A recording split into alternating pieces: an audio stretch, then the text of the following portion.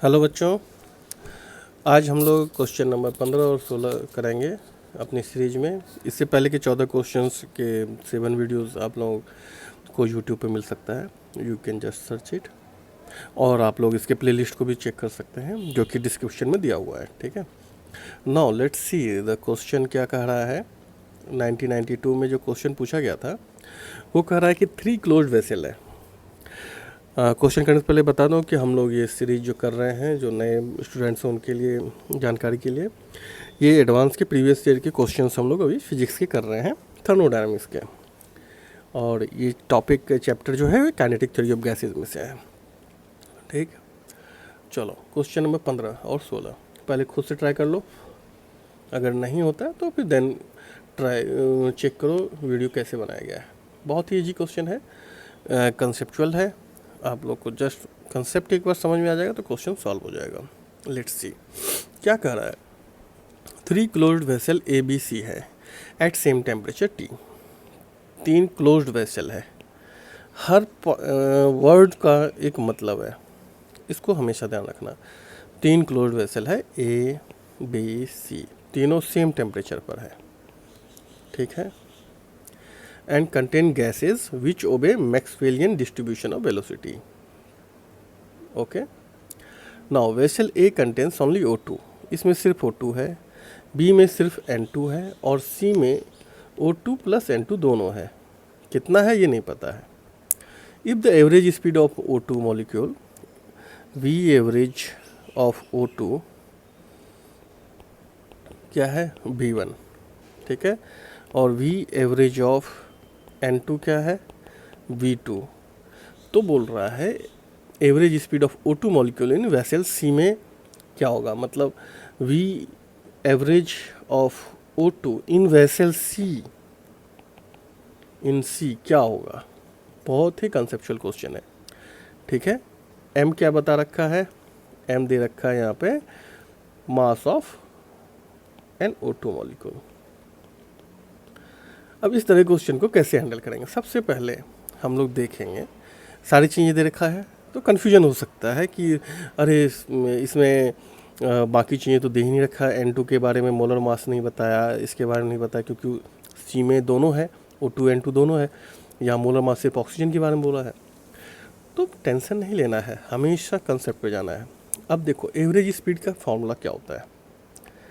Average speed का formula क्या है, average speed of any gas क्या होता है।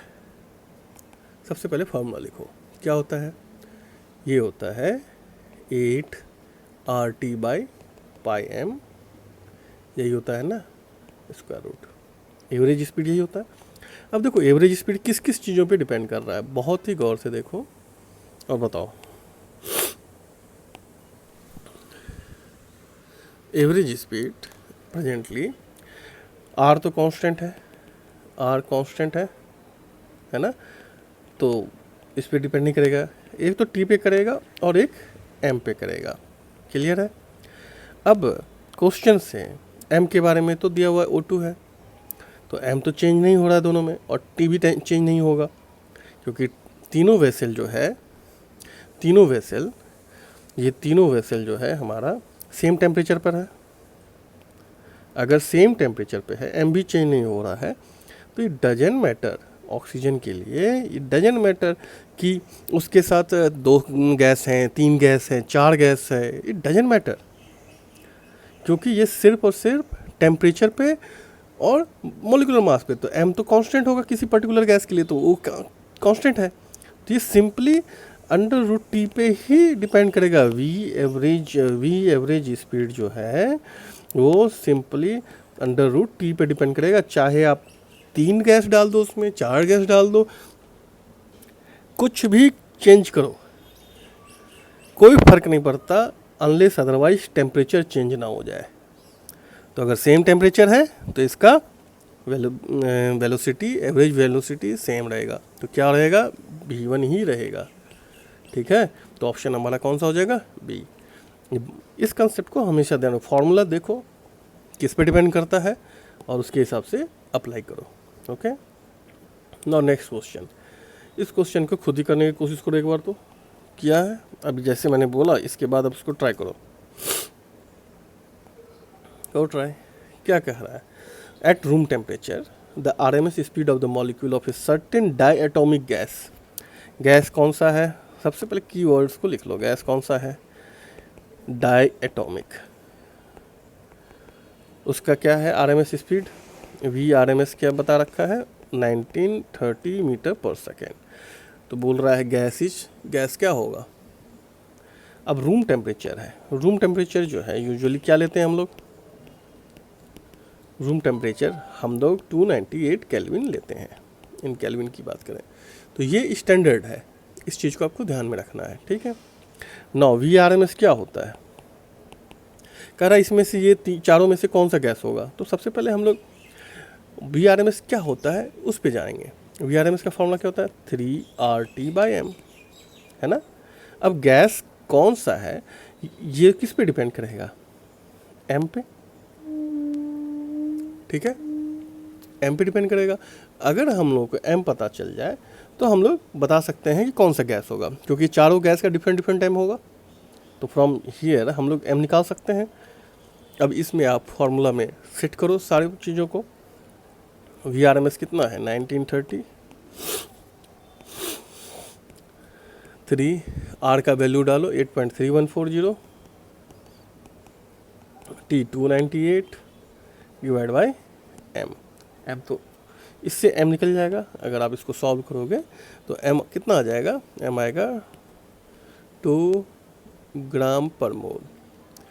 तो ये 2 ग्राम, 1 मोल में 2 ग्राम किसका होता है? ऑब्वियसली हाइड्रोजन का होता है, और तो कोई इतना हल्का नहीं है, तो हाइड्रोजन गैस का होता है। तो हमारे लिए ऑप्शन क्या हो गया? H2 gas. सर ये बहुत ही सिंपल क्वेश्चन पूछा गया था।